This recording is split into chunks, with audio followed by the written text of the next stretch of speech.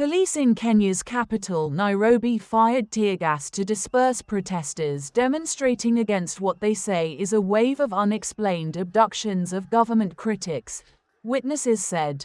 Dozens of Kenyans have been abducted in recent months, according to human rights groups, who blame the extrajudicial arrests on Kenya's police and intelligence services.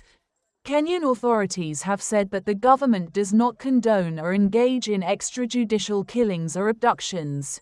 Some groups of young protesters marched in downtown Nairobi, while others staged a sit-in and chanted slogans against the government, with some holding placards denouncing illegal detentions. The National Police spokesperson did not immediately respond to a request for comment on protests. The Kenya National Commission on Human Rights last week raised concern about a growing number of alleged kidnappings of government critics, saying that the total number of such cases stands at 82 since anti-government protests started in June. Initially aimed at overturning proposed tax hikes, the demonstrations eventually evolved into a movement that cut across Kenya's traditional ethnic divisions, becoming the biggest threat to President William Ruto's government.